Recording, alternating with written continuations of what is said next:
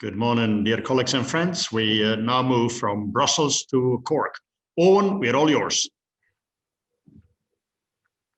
Good morning, everybody, right across the European Union and indeed throughout the globe to this conference this morning, The Art of Inclusion. Over the next 2 days, we will be coming to you from different locations through the magic of the internet and computers to tell you all about the arts, disability, diversity, and inclusion. We have a range of incredible speakers and artists who will be talking to you, who will be sharing their knowledge with you over the next 2 days. And indeed, we want to thank all of you for being with us here this morning.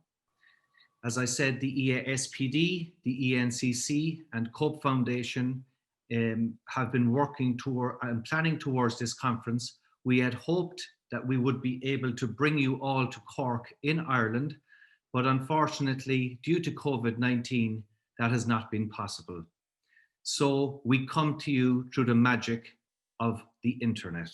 We're going to continue on now quickly. As I had said previously, we had hoped to bring everybody to Cork. So to launch the next section, our group, Suisha Inclusive Arts at Cope Foundation in Cork, have produced a range of short movies about our city. And we're going to show you the first of these. You'll be seeing 6 of them over the coming 2 days. And we're going to show you the first of these as a welcome to Cork. Over to you, Dimitri, please. Welcome to Montenotte, Cork City, where Cope Foundation has its main offices. Sorry you can't be with us here in Cork City, but we want to show you where we work from. Next to us is the statue of Equilibrio. There is 4 of these based right across the European Union. Ralph Scheffner built this structure and was placed here to remind us of our connection and commitment to the European Union.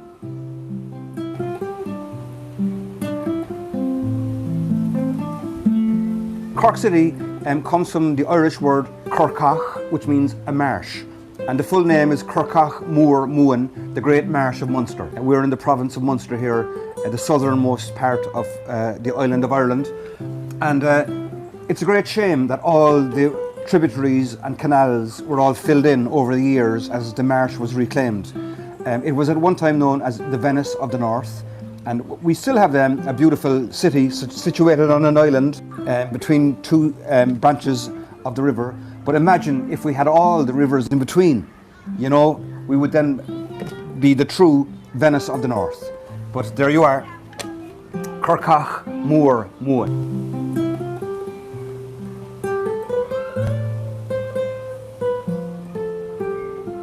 Hello, my name is Amy Begley and I work for Susa Arts Cope Foundation. I'm an illustrator and an art assistant. Here are some of my artwork. Hi, my name is Matthew Murphy. I'm a resident filmmaker based in Cork and I work as a filmmaker and video editor with Suisha Inclusive Arts Cope Foundation.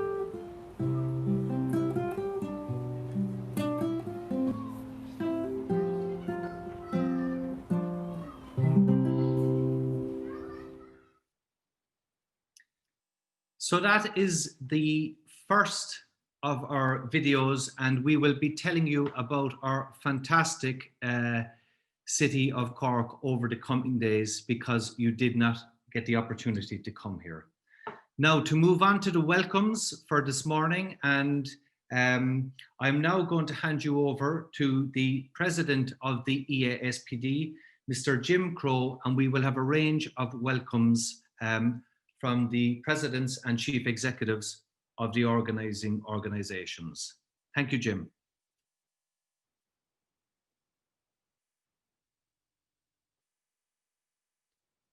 You're muted, Jim, I think.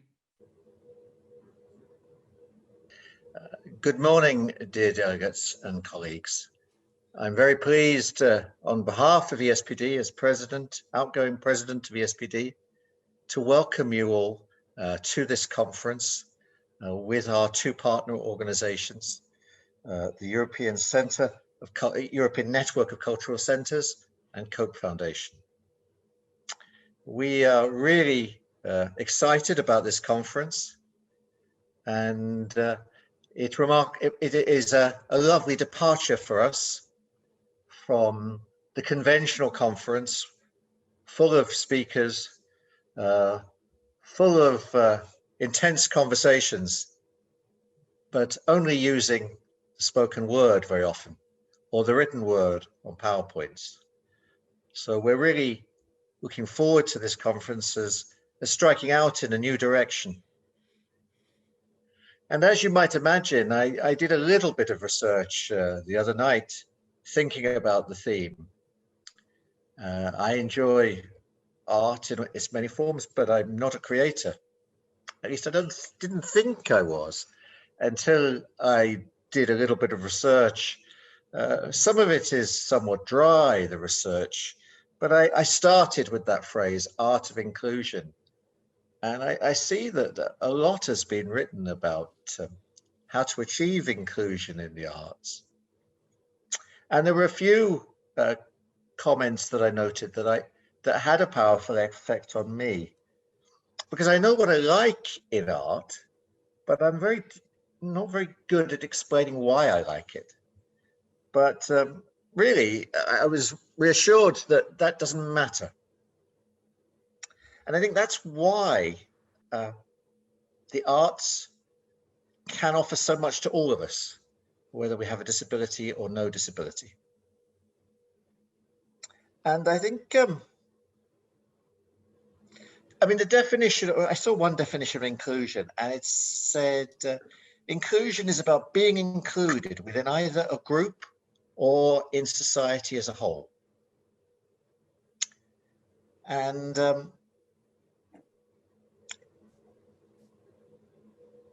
what's special about the arts in helping with inclusion?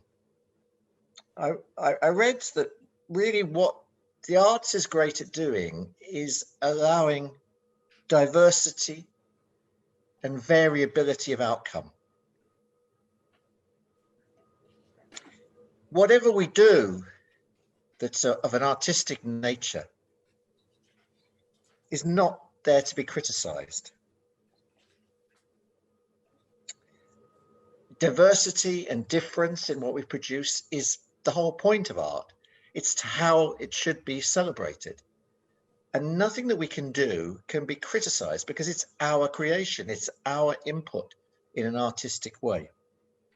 And that's why it's such a powerful asset for us as humans. And as somebody wrote, arts can be freeing and empowering. And Anna Rita has just illustrated that for us all. Instead of sitting slumped in our chairs, we were encouraged to do something, to empower ourselves, to free ourselves up. And it was a wonderful way to start the conference. Now, it would be remiss of me to welcome everybody this morning without saying a word or two about Ireland and about Cork in particular.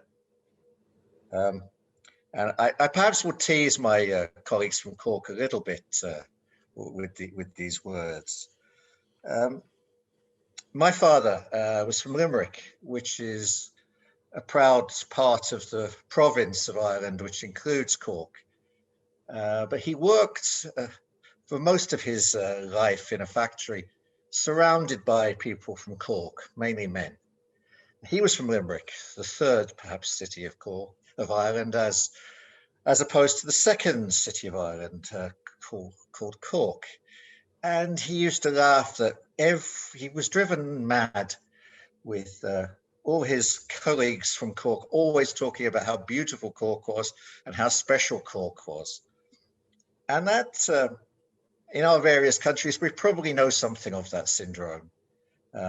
It has been described as the second city syndrome. And there's always, I think, a tension between the second city and particularly the capital. So between Cork and between Dublin. Now, I just spotted one little story that I'll tell you. in the correspondence yesterday I was looking at. It was from a journalist, so it must be true. Many of us who are delegates have used Ryanair for flights. That massive Irish airline moving us around Europe at very low cost.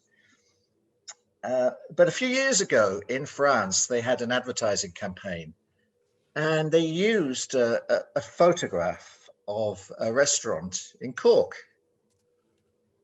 But they labeled the restaurant as being from Dublin, being in Dublin. And so naturally, once this was realized by people in Cork particularly, they were a little bit concerned and expressed criticism of this. Why was Ryanair purporting that a restaurant in Cork was actually from Dublin in an advertising campaign in France? And Ryanair's spokesman said the following: we know it's a picture of Cork, but there's nowhere as beautiful in Dublin as Cork. So we use it to try and get more French passengers to fly to Dublin. So I hope that little story gives you a flavour of some aspects of life in Cork and how beautiful the city and the surrounding area is. So I will now pass on to my next colleague, and I will ask Ivo Peters to say a few words.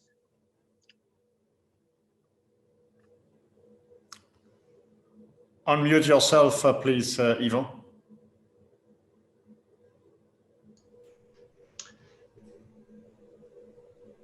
Okay. Okay, Ivo. Yeah. Hello, everybody.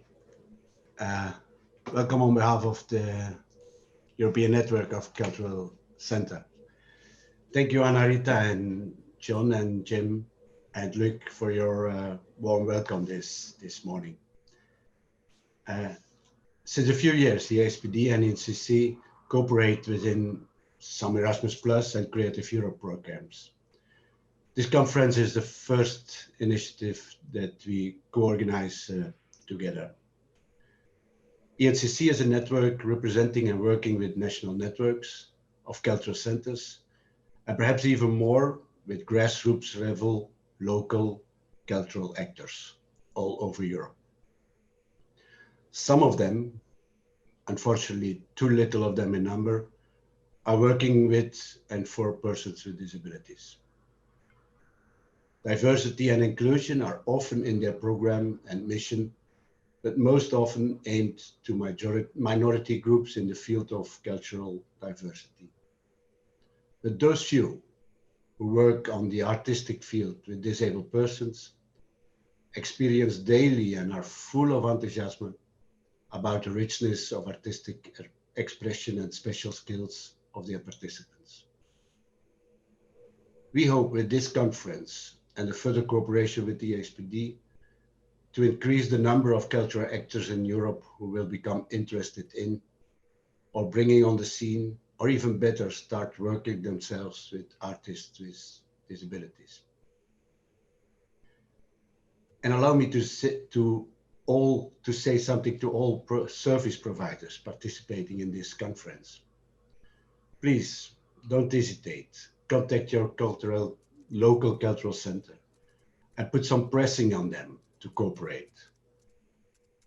For sure, you will find in this conference enough munition in those 2 days to show them and to go in dialogue with them. As chairman of the ENCC, I would like to thank the whole team of the ASPD and the staff of ENCC for the great work they did to offer a really amazing program in the next 2 days. I would like to thank all speakers and actors who will participate in the panels and the workshops. All high-level artists who will give the best of themselves to show you how equal and professional they work in comparing with the mainstream actors with other disabilities. Unfortunately, we are not physically in the beautiful Cork in Ireland, and unfortunately, all of us will miss the real network during dinners and free time.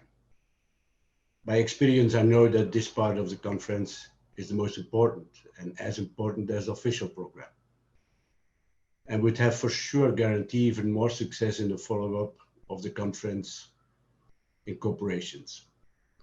Nevertheless, I hope the program will stimulate you all to contact each other after the conference and to cooperate more with each other in the future. At last, a word before the real start.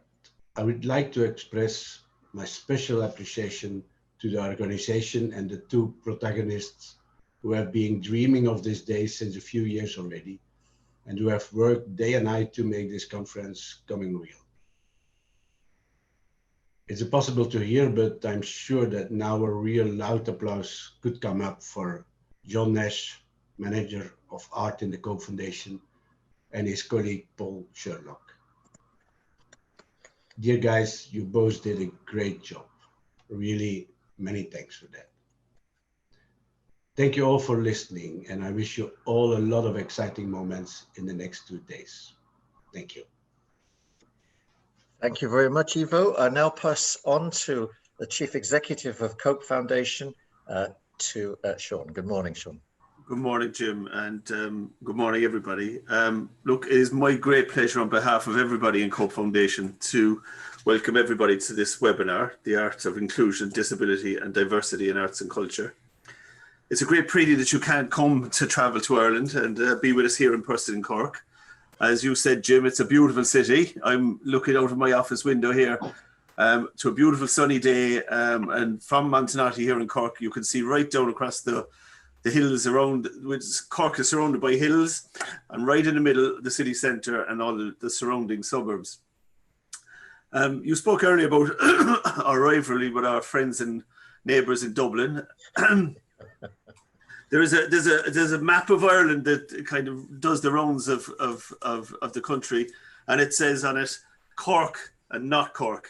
So we describe ourselves as the real capital of Ireland, and we're very proud to be that. So you know, your story earlier is something that it's a bit more than a rivalry. This is really Ireland in Cork. So as I said, it's a beautiful place, and it's a great pity that the delegates and all our friends across Europe were unable to travel with us, travel to see us here in Cork. It's a small but compact city, as John Spillane spoke about in the piece there earlier from Matthew. It's built around a city, around a river, and I suppose it's something that we're very proud of.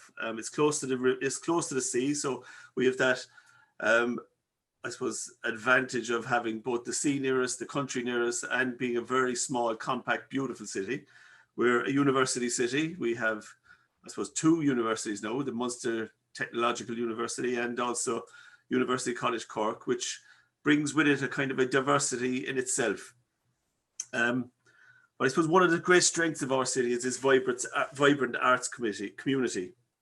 And although, I suppose, you know, like everybody across Europe and across the world at this time, they're finding, I suppose, the whole issue of COVID-19 particularly hard hitting for them. Incomes are gone, work they're able to do, you know, together, dance, art, music, whatever it is, they're finding it very difficult to do that at the moment. But it's that community that really, that's supported by Owen and Paul, as it has been mentioned earlier, that has really, I suppose, embraced the whole idea of inclusion and diversity of people with, I will call them different abilities and from diverse backgrounds in a very real and profound way. And I hope that this webinar will help allow people to follow our lead and take our example of how it's done. I suppose we here in COPE are very proud of the work that we do with people with intellectual disabilities and autism. And I suppose our philosophy really centers around a kind of very simple phrase, which is that the person is at the center of everything that we do. So we provide a range of supports and services to people with disabilities right across Cork City and County, from residential supports to day supports to employment, obviously therapies, you know, for children and adults. Our age ranges from very, very small children, maybe 5, 6 months old, right through to people who are in their 80s and having a good active retirement. I'm hoping to do that shortly, but we'll see where that goes. But we are really proud about the work we do. And I suppose one of the things that we're particularly proud of is the fact that we're recognised as a leading organisation in Cork and internationally, but in its commitment to innovation, research and delivery in the arts. We've a kind of a successful history of local, international and national projects around film, music, dance and theatre. And we're leading and participating in bridging the many gaps between equality and inclusion in the Arts and Cultural Centre. And I have to thank Owen and Paul particularly for that. There really are hardworking leading lights in allowing us and to encouraging people to do that. You know, I suppose looking at the arts and the value of art in all of our lives, like you, Jim, I'm not an artist. I'm not very creative. I'm more of a doer and a thinker than an actual creator of things. But I too enjoy art. I enjoy music. I enjoy theatre. But I'm of the view, and I know many of my colleagues are of the view, that arts have a particular value for people with disabilities, including many people with intellectual disabilities, autism or mental health difficulties. Creative development and personal growth through the arts can empower people with disabilities to avail of other possibilities and be a tool to understanding and inclusion. So look, it is a great honour to host this international conference in conjunction with our colleagues from EASPD and ENCC and generate more awareness about inclusion and what it really means. The programme offers anyone with an interest in the arts, culture, disabilities an opportunity to learn and hear from those working to create inclusive opportunities. I'm especially delighted to see Article 30 of the UN Convention being put into the spotlight, as it reflects the very real barriers that people that we all support in our working lives and in our lives generally, you know, to break down those barriers for them. So I suppose in conclusion, I want to thank you for allowing us to host it with you. I want to welcome you to this webinar and to say to you, look, please do enjoy it. And please do come and visit Cork sometime in the future. We really would like to see you again. And hopefully that won't be too far away. So thank you and welcome. I'll hand back now to Owen. Enjoy the conference, everybody. Thank you very much for our introductions there. And before we move to the first panel, as I had mentioned earlier, we've made a range of videos about Cork, and we're now going to see our second video to tell you more about our city before we go to our first formal panel. So here is video 2 from Flavour of Cork. Thank you, Dimitri.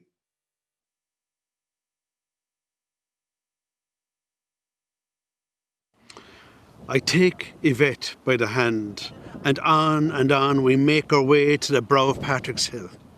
There we stop, look back down into the goldfish bowl, we don't turn to salt. Yvette tugs my hand and leads the way. We climb the wall at Bellsfield. There before us is a world framed by the salt and pepper cellars, the belfries of St. Anne's and the North Cathedral. My eyes embrace the beautiful Northside, laid out before us like a kitchen table at Christmas time, cram-packed with dainties and delights, stretching as far as the eye can see and vanishing over the hill at Blarney Street and Knocknaheeny. Breathe it in, I say. We walk through the knee-high meadow, nestled down into a sheltered hollow. We're sprawled there, barefoot on the grassy ridge above the city, say nothing. Bolts of pleasure and pain as my memories travel across Brewery Valley, stopping off along the way at the North Monastery, Eason's Hill, Murphy Stack, landlocked Poulraddy Harbour, past each laneway step and steeple, from the Bishop's Palace right over to the dome of City Hall, then all the way back to Redemption Road and over the city to the spiked towers of Holy Trinity, St. Finbarr's and the green tops of St. Francis. In the distance, the county hall scrapes clouds, picking up the gold of a dying sun. I gaze out westward, out along the beautiful Lee Valley to the Carrigrahan Strait. There, like a last grasp at life, a setting sun sends flames of reds and yellows and orange licking high up into the sky. Looks like Ballincollig's burning, I say. My city is a royal town, dressed up in crimsons and gold.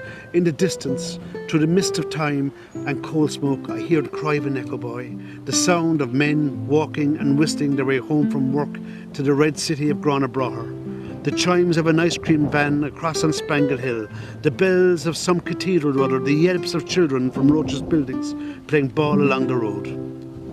And as I say goodbye to this city of pain, it occurs to me that there is a harmony of movement and colour and sound. Everything is as one. The aromatic blending of Murphy's Brewery, Linehan's Sweet Factory, Donnelly's Bakery. Yvette snuggles into me. This could be heaven, I whisper.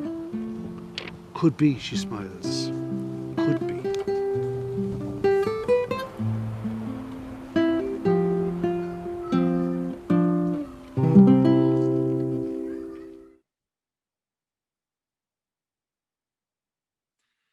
Thank you very much.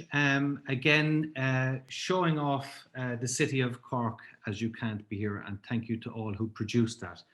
We're going to immediately move on to our first panel today, and I'm going to hand you straight over to the moderator for that session, Sabrina from the EASPD. Over to you, Sabrina. Thank you very much, Owen, and a warm welcome and good morning to all. It's great to be connected with you from all over Europe. I have indeed the pleasure to moderate this session, which is about the UNCRPD and what can the UNCRPD do for the arts. Before starting, I would like to briefly repeat the house rules for this session. So we do have a captioning, which you can activate by clicking on the button closed caption, which you will find at the bottom of your screen. If you would like to interact with with the audience, you may use the chat box, which you can find on the right side of the screen.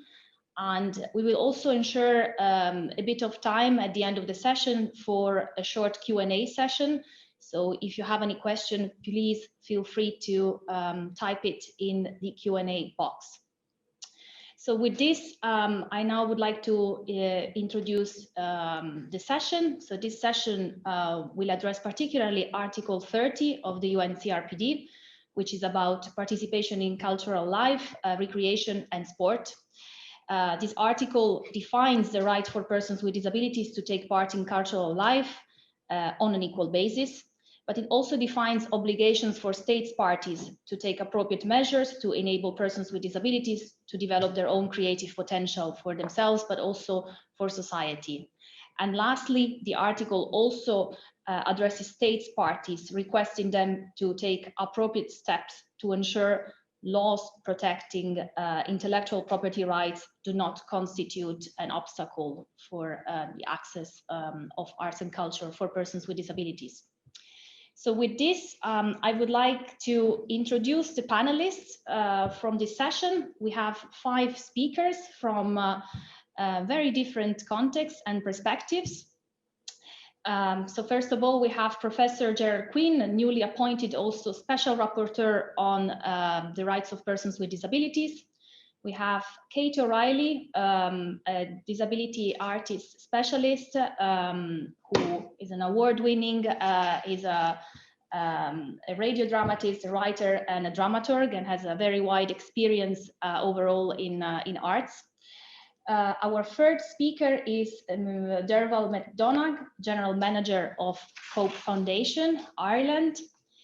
The fourth speaker is Lisette Reuter, Creative Director of Unlabel, connecting from Germany. And our fifth speaker is connecting from Bulgaria and is a social services specialist, Ilina Cholakova from Agency Vision. So I would like to start immediately with the first question to the panelists. I remind the panelists to speak slowly to ensure captioning works well and everyone understands well your messages. So the first question that I would like to address to you is, what can the UNCRPD do for the arts, do for the arts? So I would start with Gerard Quinn. please. Yes, good morning, everybody. I hope you can hear me, see me okay? Very good, thank you. Excellent. So this is actually my very first appearance as the UN Special Rapporteur. The EASPD has been a long-standing champion of the UNCRPD, so it gives me great pleasure to be with you. And indeed, this is one of the first conferences of its kind in the world, so your discussions are very, very eagerly awaited. I think the CRPD is relevant at 3 different levels. First of all, there's the main departure point of personhood. Art and culture are for self-expression and self-reflection. This is important in itself. The original Greek understanding of edu was to provide space for the self to become more self-aware through knowledge of the world. And art and culture enables us to see realities deeper and our own place in the world. At place here are rights of freedom to expression, Article 21, personhood and choice, Article 12, and indeed Article 24 on inclusive education. One more thing, although art and culture in this sense is personal, the personal is always political. I don't mean by this party political. What I mean is that art and culture is always about imagining and then reimagining our human space. As one American politician once put it, the first responsibility of the artist is to tell the truth as they see it and then let the chips fall where they may. So you can see the link between art and culture on the one hand and democracy on the other hand. We need that more than ever. Secondly, art and culture form a core part of our cultural patrimony, our self-understandings that make us who we are. Who can look at Bruegels without feeling Belgium as well as seeing it? If we're cut adrift from this, then we lose something from our collective soul. Access is a very broad term that obviously sweeps beyond mere physical access. In its broadest meaning, access for people with disabilities spans the full range of sensory and other disabilities. Sabrina mentioned the importance of the Marrakesh Treaty on rebalancing property rights with this cultural right of access, and maybe we might say more about that later. One more thing, access is part of identification. It isn't just that we can access cultural patrimony, it is that we belong. It's a badge of belonging, and this line of culture includes us too. Thirdly and lastly, there is the ecosystem of the production of cultural patrimony. Leonardo da Vinci wouldn't be a Leonardo da Vinci without a patron. Each and every step in the production of cultural patrimony involves multiple layers, actions, and actors. Human talent is evenly spread. Persons with disabilities have just as much ability to be part of this ecosystem as others. Think of the educational and vocational needs and requirements to participate effectively. Think of the capital requirements and the need for adequate funding to get projects off the ground. At play here is Article 24 on education, but also Article 27 on employment, including the responsibility of states to encourage entrepreneurship and adequate venture capital. So there are 3 layers from this perspective of the CRPD. There's personhood and self-expression, there's access to cultural patrimony in its broadest sense, and there is an equal opportunity to participate in the production of cultural patrimony. They are all related. Thank you very much. My 3 minutes, I think, are up. Thank you, Gerard. And on behalf of ESPD, once again, we would like to congratulate you on your appointment as Special Rapporteur. So I'll move over to Kate. Kate, you have a vast experience in promoting arts. What can the UNCRPD do, in your opinion, to further promote access to arts and cultural participation? Thank you very much. As somebody who identifies as disabled, as also a disability artist and an activist, I actually feel seen with the convention. I get a sense of solidarity, of the right things being promoted even though sadly they often do not materialize in reality. I'd like there to be more communication with disabled and deaf communities, and that the interpretation of what the promotion of access to culture and cultural participation to be broadened, to include professional and creative engagement, and not just participation as audiences or consumers, but also for deaf and disabled cultural leaders to be supported and promoted, because that's how real change will occur institutionally and into our societies. The convention gives me, as an individual artist, a little bit of muscle. Being able to quote Article 30 and reference the convention is immensely helpful in both funding applications, but also negotiations that I have with cultural centres and institutions when I am arguing, well, yes, it is expensive to build ramps and provide audio describers or sign language interpreters and so on, so that deaf and disabled audience can participate. But actually, this is our right. It's not a charitable add-on, and we should never be expected to be grateful for this provision. But I do feel that a little more power and muscle should be applied. I think there could be more promotion of the convention so it's more widely known. And I also think that there should be consequences for those who choose not to follow the convention, even though they have signed up for it. I really appreciated the UN's scrutiny of practice in the UK from world leaders regarding equality and disability rights. We're going backwards in attitudes and our rights being eroded. And with the 2017 report and recommendations, I felt that someone was observing and clearly reporting on to the UK's, and I quote, grave and systemic violations of disabled people's rights, as Mr. Langford put it back in 2017. But shaming is clearly not enough to warrant change. And if our basic rights as human beings are being violated, this does not give confidence for our cultural rights being respected and fought for.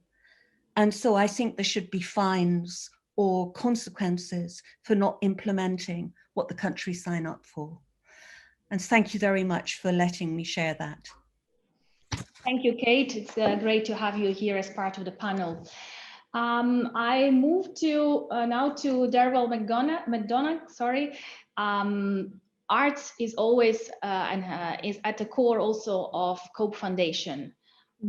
Can you tell us about the role of the UNCRPD to further promote access to cultural participation and arts? Thank you, Sabrina, and welcome everybody, and lovely to meet with you all today, even virtually. I suppose to talk about the perspective of an organisation or service provider, to me, our role is twofold. Number one, and it's always number one, we work on the level of the individual at COPE Foundation, using a process, and it is a process around person-centred planning. We engage, we listen, we discover what matters to the individual who we support.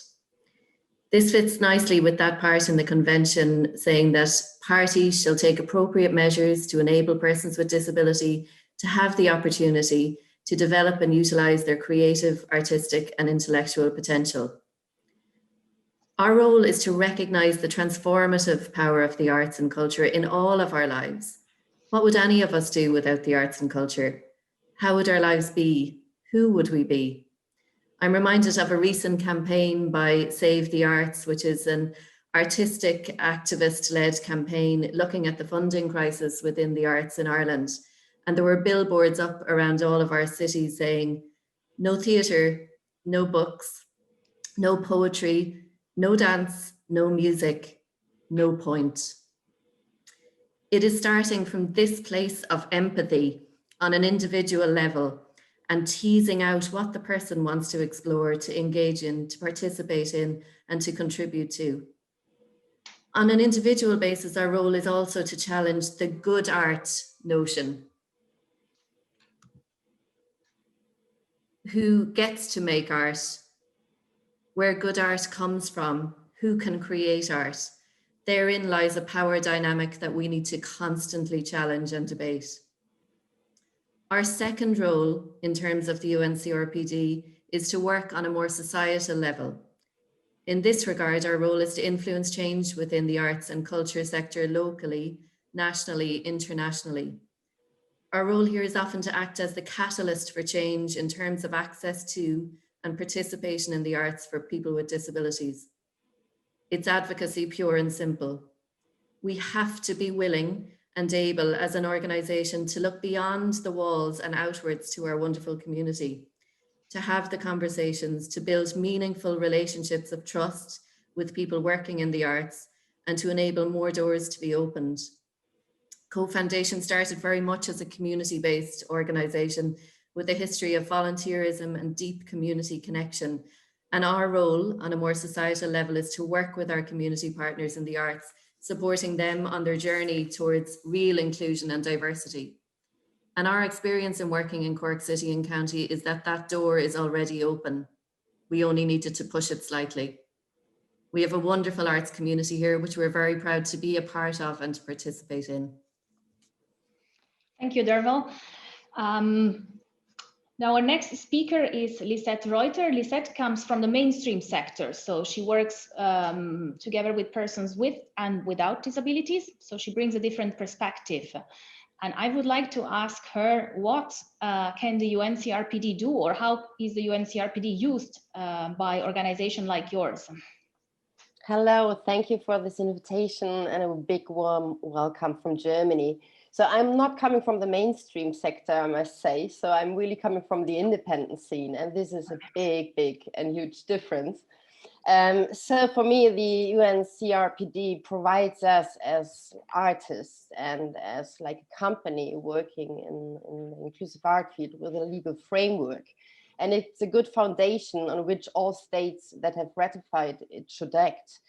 But unfortunately, I really must say that the legal framework is not really implemented satisfactorily, and it often stays with the theory. And when I look from a German point of view on this, it was discussed more or less mainly in the educational sector and not in the cultural sector for many years. So since a couple of years, it's changing, but I would say since 3 years, so you can really see like a shift, and that the mainstream sector and cultural politicians and policymakers are taking it more serious, and you can see some engagement, but it's still really hard and it's not easy to work in this field. So this criticism is particularly directed also to policymakers and our governments, who must really implement the UNCRPD more consistently and provide the necessary framework conditions in culture. So, and this applies to funding structures, which must change, and there must be also stricter political demands for the implementation, and the attitude has to change also from the cultural mainstream mainly. So because people with disabilities are still a minority in culture, both as actors, but also in the audience. So we don't reach in the cultural mainstream a lot of audience with disabilities. But it becomes more and more clear and obvious that these exclusive cultural programs have a problem of legitimation, because they do not address important groups of our European society. So for me, it's really important always to think about and to be aware that culture has a political mission. And in culture in particular, we must remove stigmatization, and access to culture must be made possible for everyone. So I'm convinced that no cultural institution really wants to actively exclude a group of people. So it is not because of a lack of goodwill, but it's because of a lack of knowledge and experience and a lack of resources. So we really have to be motivated and to engage more, and to also qualify other cultural practitioners to really make a step and to go on this way. And I have the feeling that many cultural operators feel overwhelmed by the issue. They do not know where to start. They do not want to spend their usually tight budget also on inclusion measures. But cultural participation participation of people with disability is not a nice to have, it's a human right, as Kate was saying already.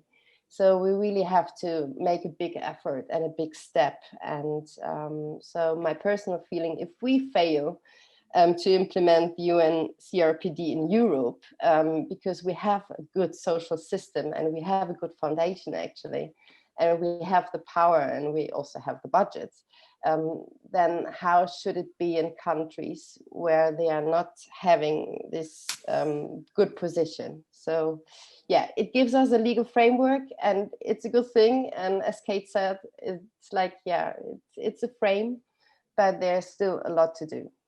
Thank you. Thank you, Lisette. Over to Elina now.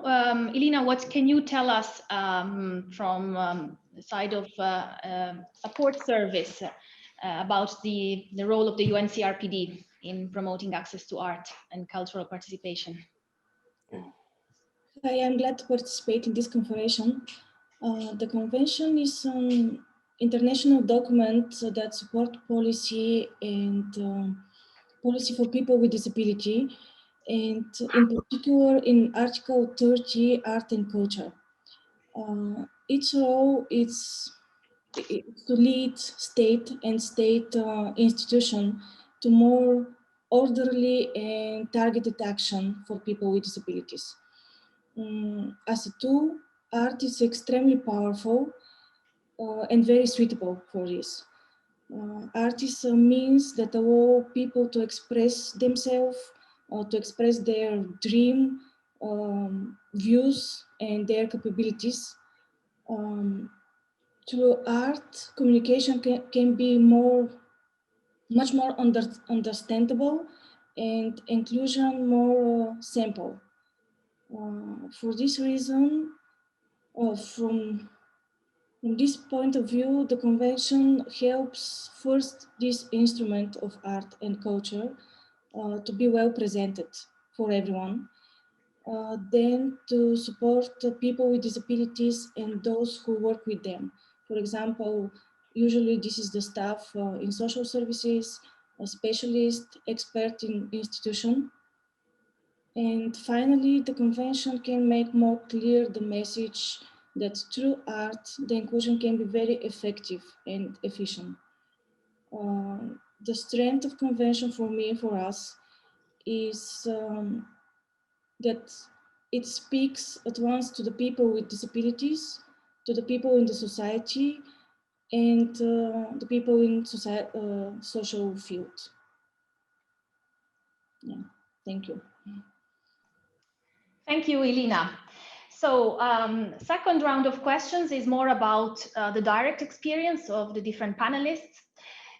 Gerard, you are new in your position, but still I would like to ask you what you would like to do to better promote access to culture and cultural participation in your new role.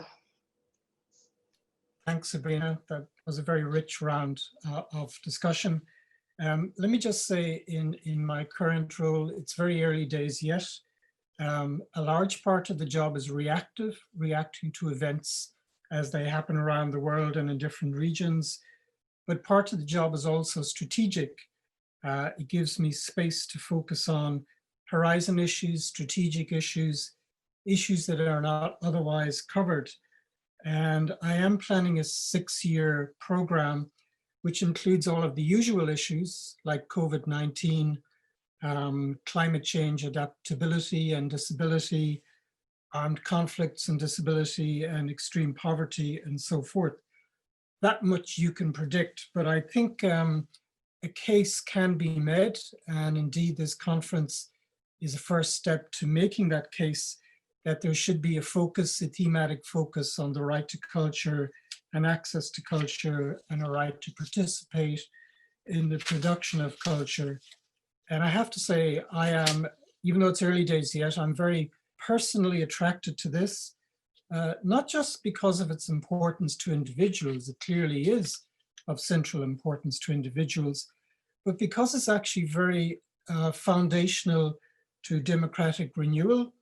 And it goes to the building of a very different kind of economic and social model.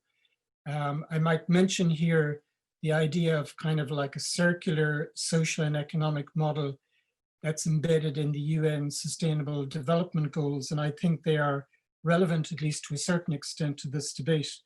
So I definitely want to continue and intensify this conversation, and maybe then initiate a thematic project on the right of self-expression, access to culture, and to participate in the production of culture. Thank you, Sabrina. Thank you, Gerard. Back to Kate now. Kate, obviously you have vast experience in arts, but I would like to ask you, what are the positives and what are the shortcomings that you have experienced so far in accessing arts or in promoting access to arts? Thank you. From my direct experience, I campaign for the professionalization of disabled and deaf artists. I teach and I advise various institutions on more accessible and inclusive training in drama schools and universities. And I've also been giving workshops and public talks for the British Council and other organizations across Europe, China, and into Singapore the last 2 years. And there's a genuine interest in creative access and inclusive practice. And so this is encouraging and perhaps one of the positives. I think another positive is this growing interest in inclusivity and more opportunities for representation in our galleries, on our stages, on television, in other cultural centers, where what is being presented there actually reflects the society we inhabit and the makeup of those of us who are deaf or disabled. I think as an artist, one of the shortcomings is how often our allies move around, or we've just made an inroad or given disability equality training to an institution when that staff changes. So we may yet again have like a groundhog day where we're constantly returning to that base introduction again, where there may be a gatekeeper who's not got disability or deaf awareness, or has assumptions about the quality of our work, which needs to be challenged. I personally, as an artist, I identify as a disability artist and a disability activist. And I decided, following Gandhi's advice, to be the change that I wanted to see. So over the last 12 years, I've created a large body of work which is published. There's atypical plays for atypical actors and the D monologues. D meaning disability, death, diversity, deliciousness. And these plays are written, I've written challenging the negative representations of difference in the Western theatrical canon, with lived experience of disability at the heart of it. And they are only for actors who are disabled or deaf. So I've got a very understanding agent who will also support me in not giving the rights for my plays to people who will crip up, which is a phrase I used in a play 20 years ago. Cripping up is the 21st century's answer to blacking up, where we have non-disabled and hearing actors representing disabled or deaf characters. I'm also considered to be a pioneer in the aesthetics of access, where we have so-called access tools right in the heart of the work and of the process, rather than some kind of add-on.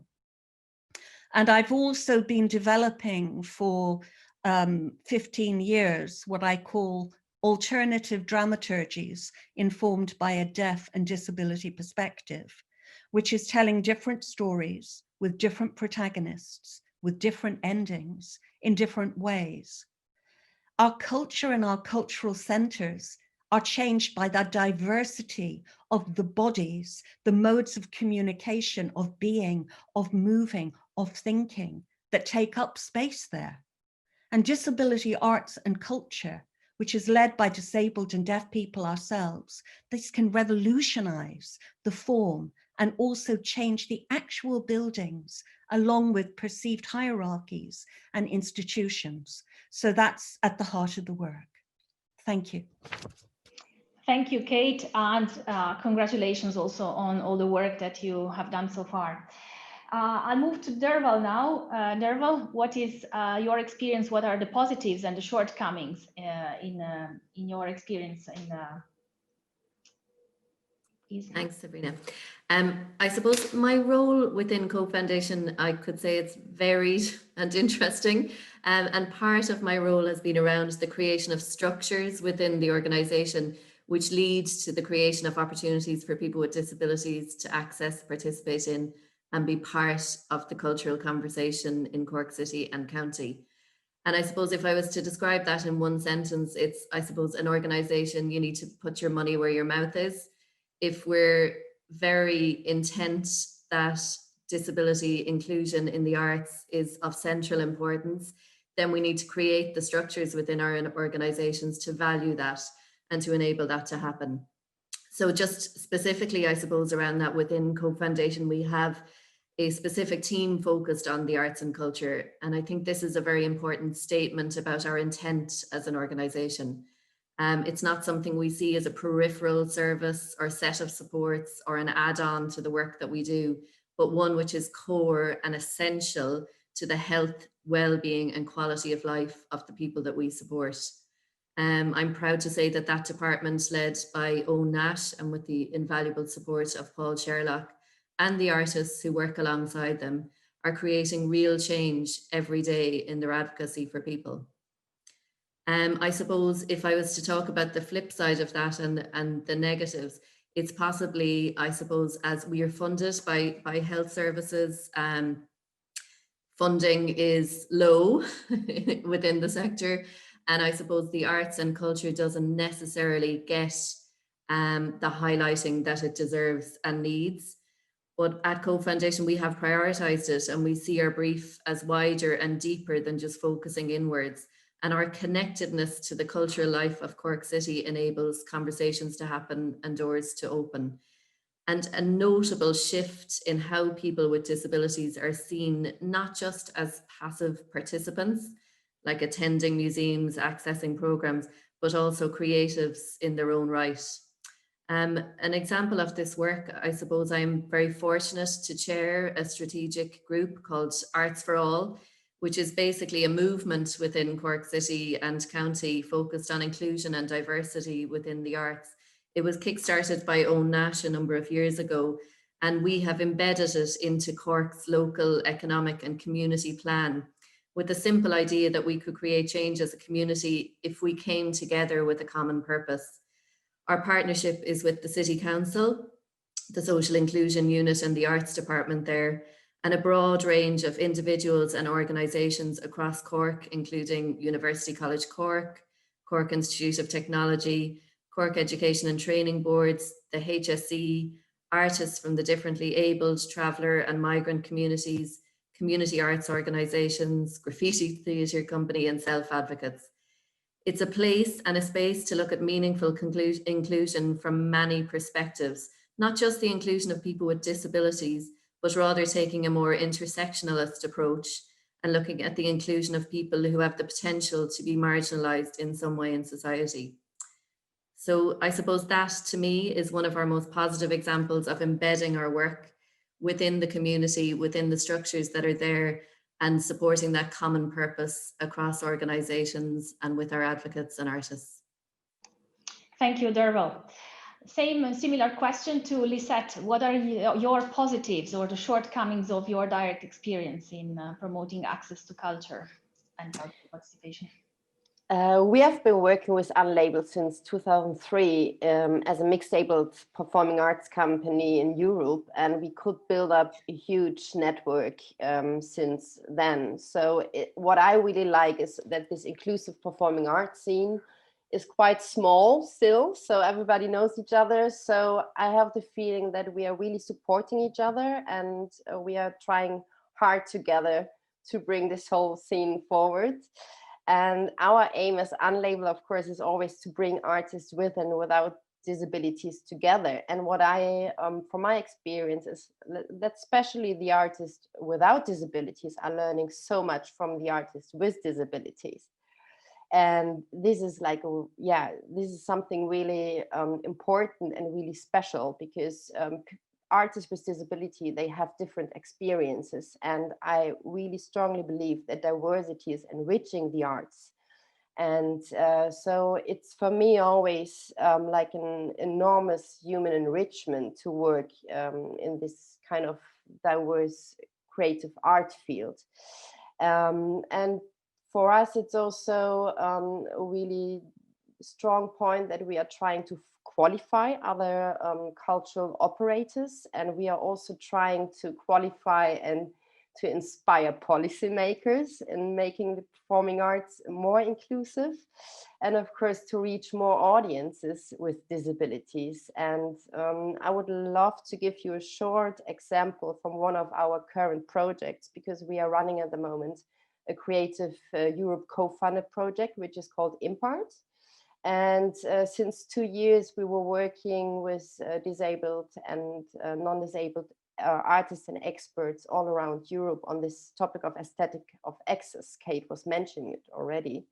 And it's the first European project which really structurally researched on this topic. And it's a 1-minute teaser, but I think it says more than I can say. So I will share my screen and hopefully it works. Can you see it? Not yet. Not yet, okay. It's starting now, I believe.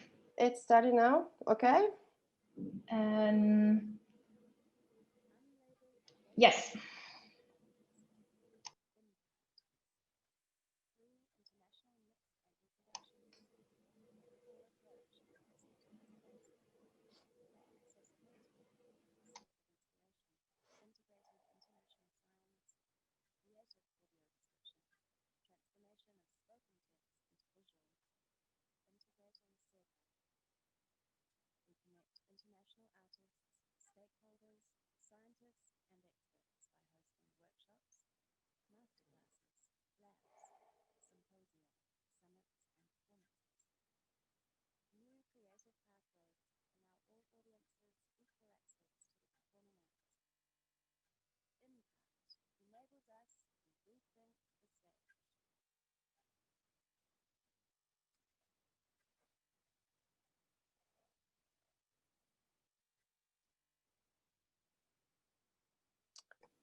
So I hope it was working, but the subtitling wasn't working really well, huh? So it's with no audio, but no audio. Oh shit.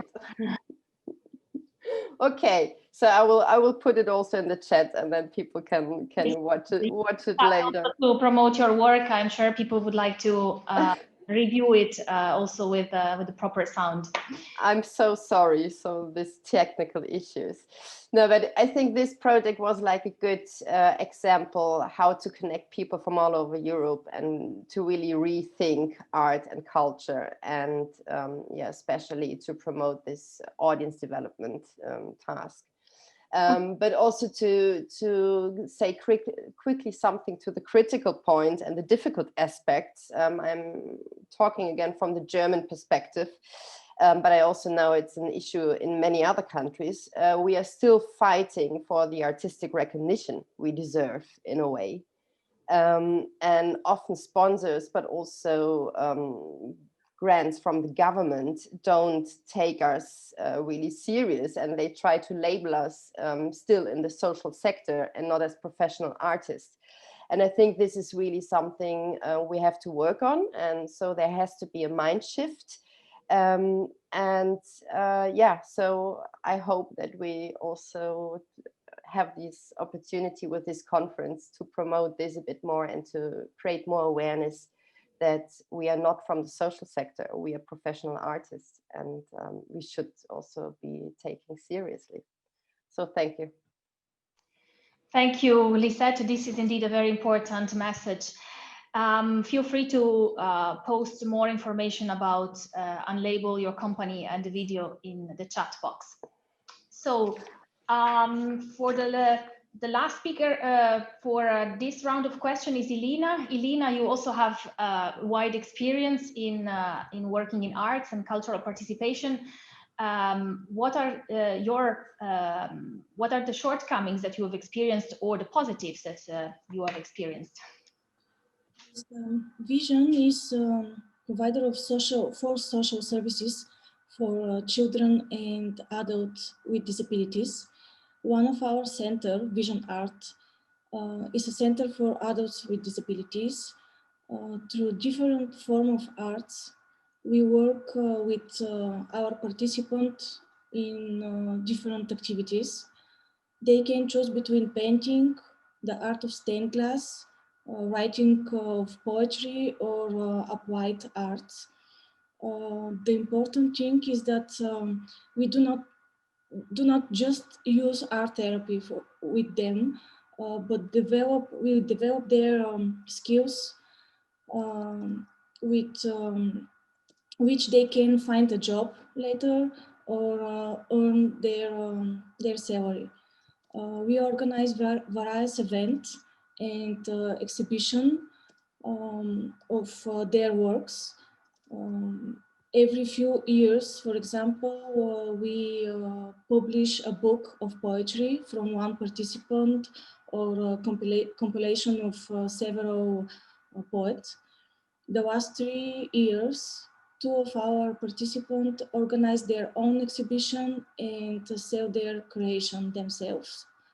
One of them is a great painter. We already used one of her painting to design our annual calendar last year.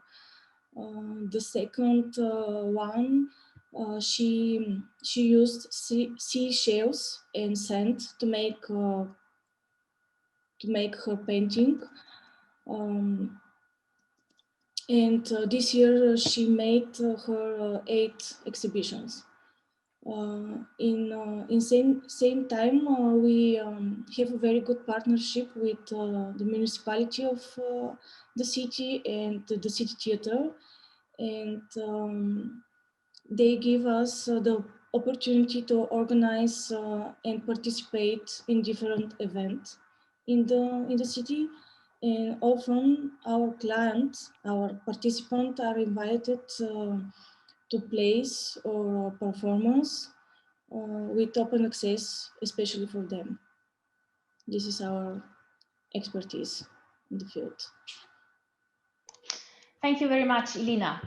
So before going to the Q&As, I see already there are a couple of questions for the speakers. There is the last question that I would like to ask to the panelists, which is, what is your key message? What is needed to promote better access to culture and cultural participation? And Gerard, I like to start with you. Thanks, Sabrina. I'll keep it very short. I think Lisette hit on something very important, which is that this is not really a question to be marginalized to soft social policy. It actually speaks to a fundamental human right. And I think that's a very key message. I would say maybe the key message is that access to culture in the 3 senses that I outlined, which is personhood, self-expression, access to existing culture, but also an equal opportunity to participate in the production of culture, isn't just central in the lives of persons with disabilities themselves, but is actually a core part of democratic renewal and a foundational feature of our new economy and new society. And I think post-COVID, and we all pray for post-COVID, that an inclusive recovery has to include really foundational reconsideration of the rights of persons with disabilities. I also agree with Derville that we should be doing this more intersectionally. I'm particularly interested in the rights of older people, not just older people with disabilities, but older people to equal access to culture and so forth. So I suggest that building an inclusive society and economy post-COVID will include, or hopefully should include, aspects of self-expression, equal opportunity to produce culture, as well as a full right of access to existing culture. Thank you very much, and I think I will certainly be having conversations with many of you. I'm very impressed with the website somebody sent through on Disability Arts International, and I foresee a lot of interesting conversations in the next few months. Thank you. Thank you, Gerard. Back to Kate then. Kate, what is your key message to the EU, to the society as a whole? Thank you. Supporting what Gerard just said, first of all, I think this hopeful future that is far more inclusive and also involving intersectionality, but a really great fear not to be left behind. There is various campaigns and movements going on. We will not be removed, which is disabled and deaf people within the UK very concerned about being left behind and forgotten when we're hopefully over the COVID pandemic. But I think we need to find structures and platforms to give voice to disabled, deaf and neurodivergent people, both artists and audiences, and also for our recommendations to be listened to and taken on board, because we're the real experts, actually. We're the experts. Come and talk to us, hear what we as disabled and deaf people have to say about what we want for our provision, or to be professional artists, or to use cultural activity as part of our enrichment. I think real change will come from from being deaf and disabled led. And we need to promote, train, and find places with impact and authority for disabled and deaf cultural leaders. And that for me is key. I think also from the arts, as an artist, to ensure that the aesthetics of access is at the heart of cultural work and the process, rather than just something that is added on at the end. I think also to ensure that organizations which receive public funding have regular disability equality training and other support, so that we can challenge the systemic ableism and unconscious bias. And this is also another key point for me. I really think we have to tackle the systemic ableism in all our structures, in all our hierarchies. And I think this is particularly regarding the roles of gatekeepers in professional life, but also in cultural activity. I think we need to continue to shift the attitude that disability art, yes, it's part of our personal exploration and expression, but it's also professional work of a very, very high standard. And disability artists are often at the vanguard of cultural creation. So I think we need to up the status of the work that is coming out of disabled-led work. And I think we should also stop trying to separate and categorize our audiences and our cultural work, not to have the so-called mainstream in the main gallery or theatre, while other work is labeled to be more niche for smaller studios or spaces.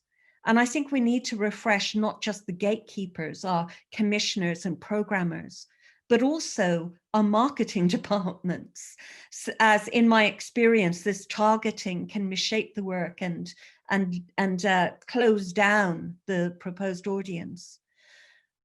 I think my final offer is regarding the assumption that participation in cultural activity means the passive audience and not the innovators, the creators, the leaders, and the game changers. Thank you. Thank you, Kate. Very powerful messages, and we will make sure, of course, to bring this along also in our future work. Over to Derwell now. What is your key message, Derwell? I would echo much of what Katie said there, and indeed an absolutely powerful message to all of us. I suppose what I'd welcome is a change in conversation, and that's what conferences like this are all about, sparking that change in conversation. To move towards fostering an understanding that without diversity, creativity is limited. Not to be too dramatic, but the arts will die without it. The diverse voice, whether that be the differently abled, the disabled person, the people who find themselves marginalized, is often the creative voice, the transformer, the igniter. I would like a conversation about not just including that voice, but valuing it as essential. This is not charity or altruism. This is recognition of the place that people with disabilities have in the arts community. Like Katie said, I think that absolutely needs to be disabled led, and the voices of the people that we support front and central, leading that change, creating that change in their own creative ways. I do think organisationally that people need to put their money where their mouth is and create a space for the arts and culture and for disability-led change, where diversity can be understood as a catalyst for change and beautiful creativity. What would any of us do without the arts, and why should anyone have to experience that? Thank you. Thank you, Derwell. Over to Lisette now. Final last key message from your side. Thank you. Yeah, there has been said already a lot. But for me, it's really important that as far as EU funding instruments and policies are concerned, funding structures must change fundamentally. This is one of the most important things. They have to ensure that disabled artists and cultural operators benefit from the funding opportunities.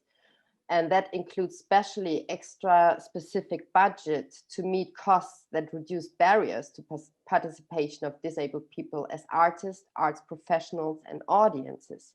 There's a good example from Erasmus Plus, for example. You have the special needs cost.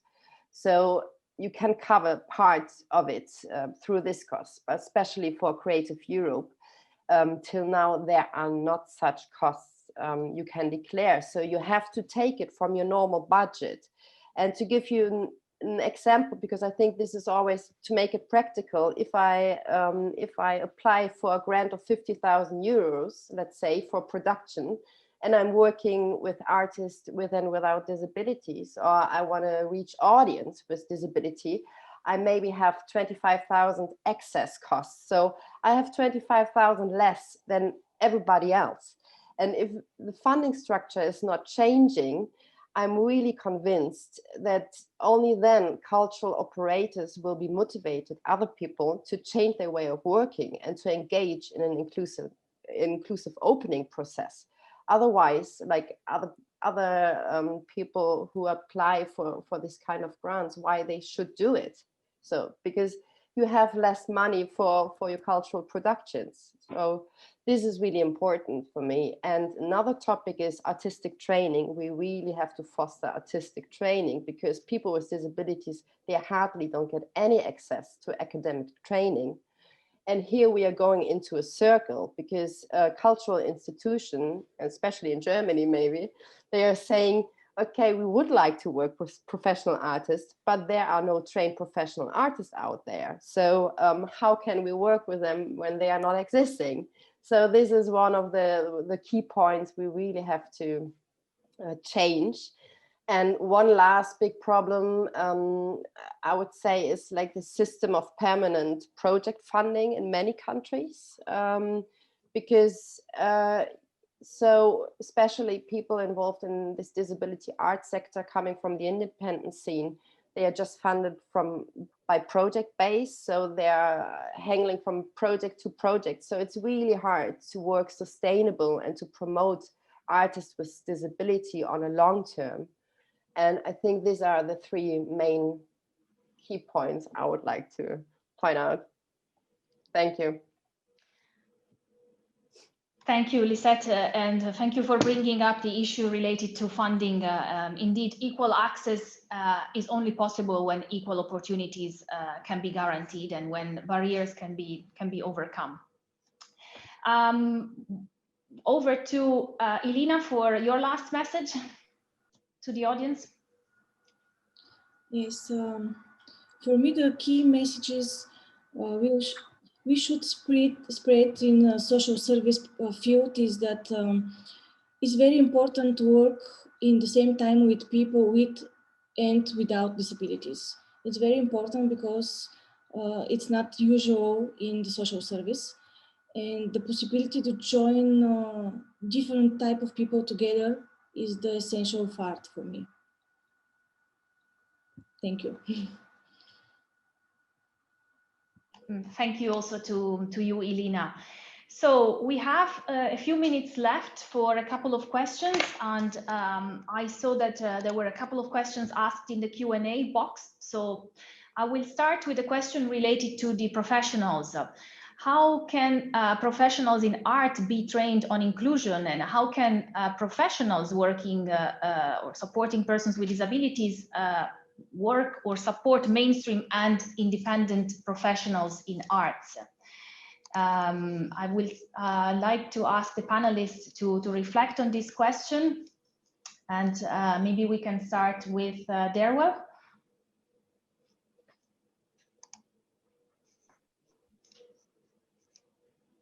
Yeah, I think one of the panelists earlier, Katie, it might have been you, spoke about this, that the frustrations in terms of, you know, going to an organization or wherever and training people up, and I suppose giving time, and then professionals change and move on.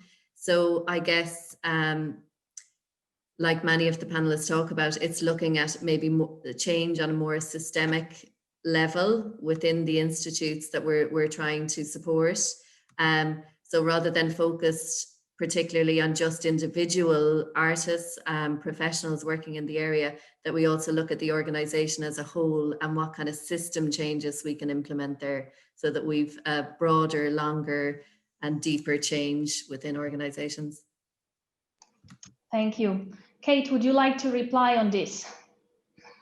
I support absolutely just what Derwa said there. I think I am an advisor. I do both voluntarily but also professionally liaise with different institutions and training bodies and so on, talking about how can we be more inclusive, how can we make links with the various communities, disabled and deaf, you know, that may be accessing or participating to the organization.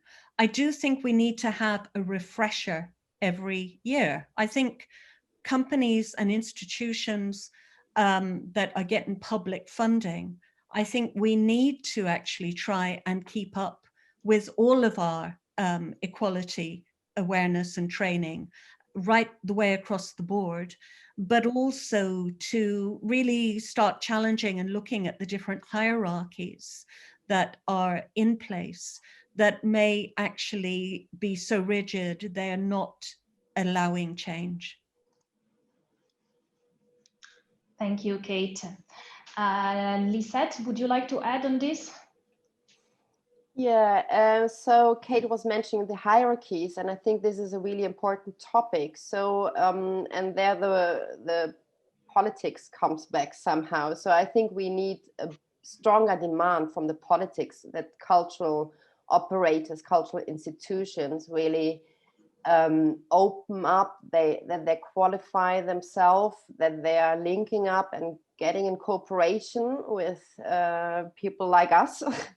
and really they need maybe like stronger support, stronger demand from policy. And what I can see in Germany, that a lot of operators, I was saying it before, are somehow feeling overwhelmed about this topic. And I think you need to do it step by step. You can't do everything. You can't open up your big institution in all the different aspects, in programming, in your staff, in the audience. But you need to start somewhere, and maybe we have to take them by their hand and to start. But that they are starting, they need maybe a bigger push also from policy and from the structural levels behind. And my experience is when big institutions are starting, they are really motivated. They making their experience by themselves, that it's not so difficult, and that's really enriching. And so I think the effort is really to push more. Thank you. Thank you, Lisette. Elina, do you have any recommendation from your experience on this? A lot has been said already. Yes, a lot was said, and I'm not sure I can add more now. Okay, great. So, Gerard, would you like to add on this question? Just two very brief things, Sabrina. Getting back to Lisette's point about excess costs and so forth, I think we have a wonderful tool, at least at European level, available to us, which is our public procurement policies. I've seen them being used to enhance employment opportunities, et cetera, but I've not seen them used to actually expand access to culture. So that's worth at least thinking about.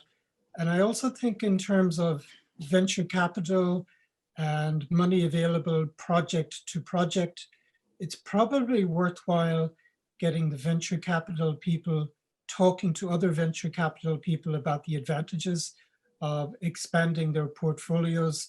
I suspect, I don't know, but I suspect that the independent sector in the United States is a little bit more advanced than we are in Europe. So it'd be lovely to open up a good conversation to get that money flowing and then to get the ideas out there and expressed in our culture. Thank you. Thank you, Gerard.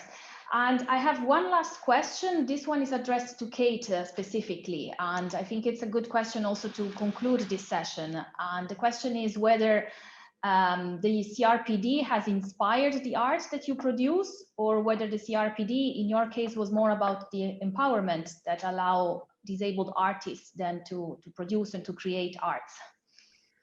Thank you.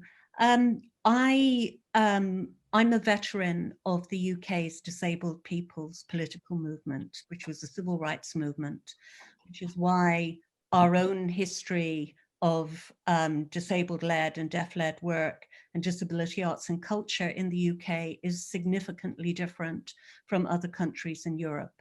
So it's absolutely, the personal is political, as Gerard said to begin with. It is also key, nothing about us without us, which was one of our slogans from the Disabled People's Movement. And so this is something that is intrinsically part of my DNA as a human being, as well as an artist, that it is about equality and our rights to participate. And I think that came first, and that is what inspires me and drives me on. Why I'm so grateful for this convention, and particularly Article 30, is because I feel I have an ally. I feel that I'm supported. I feel that I have something that I can refer to and reference and try and promote, which is actually encouraging inclusivity and equality. And so the work that I make is often, not always, but often inspired by the lived experience of disability. It's disability-led.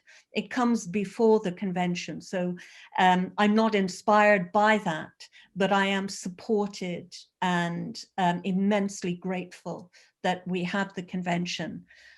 I just think we need to be more forceful in its implementation and to actually have consequences for those who do not follow what they have agreed and signed up to in it. So I hope that that answers the question. And thank you very much for letting me have this platform. Thank you, Kate. I think this is a wonderful closure also for this session. I would like to thank warmly all panelists of today. I think we've all learned a lot from their expertise and from their experience. We will certainly take with us very important messages related to the need for a systemic change, to the need to better involve and to listen to persons with disabilities, the need to value innovation, and to value creativity and diversity. So I hope you've enjoyed this session as I did. I thank once again all the panelists, and I give back the floor to Owen now. Thank you all. Thank you very much, everybody, and thank you for such an inspiring session this morning. Excuse me. Before we go for our coffee break, which is well deserved by everybody at this point, I just wanted to reflect on something, and that is that over the journey of the 2 days, I think we will be realizing and you will be unearthing things that are happening in your own mind, maybe beginning to see what has laid unconscious within us becoming conscious. And I think that's a really interesting evolution for ourselves, and maybe to begin challenging those unconscious biases and things that are happening within our organizational systemic settings, but also within ourselves. I want to acknowledge that on this journey, that individuals and organizations are at different points of their own developmental trajectory, and that we allow space for that difference within ourselves and within our organizational settings, and of course across the European Union, that we recognize that states, individuals, organizations, locally, nationally and internationally, are at different developmental trajectories, and where we can provide some sort of support and recognize that difference that exists there. I just felt that I wanted to say that, because I think it comes into both the delivery and being able to help people at different levels and support organizations at different levels to move through different steps. But I also think it reflects on the politics of change and diversity. So I just wanted to say that. Now I'm going to stop, because it's time for coffee, tea, whatever you do, have a break. To thank Sabrina for so skillfully moderating that session, to thank all of our speakers. And I would ask you please to all take your break and log in again at 11:30 Central European Standard Time. So that's about 20 minutes away. Yes, in 20 minutes to log back on, and we will have another fantastic booster from Mara with the CIM Dance Company before we lead into our workshops. So see you in 20 minutes. Please log it back in again, and we're looking forward to the next session. Thank you.